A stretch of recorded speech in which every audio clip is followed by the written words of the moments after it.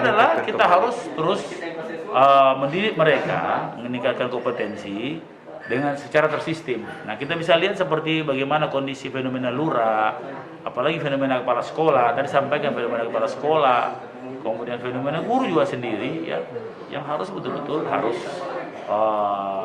kita sedikit lebih tegas, ya, lebih jelas, karena mereka kan sekarang kesejahteraan guru itu luar biasa sekali.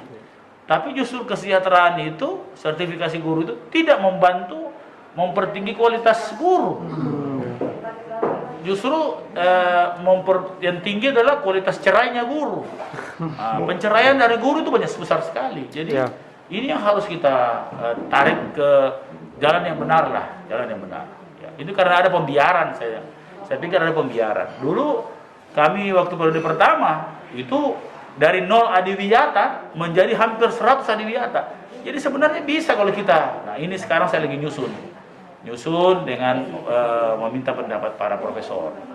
Ini sudah 3 sesi. Sesi keempat tetap pendidikan, itu tadi disparitas pendidikan menuju pendidikan berkualitas tinggi. Jadi mungkin ada programnya nanti Pak Oli untuk ini bagaimana? Kita penelitian dulu. Jadi nanti Ibu Ninwa bikin penelitian dulu. Misalnya kenapa sekolah ini favorit? Apa yang membawa favorit? Kenapa sekolah ini tidak diminati?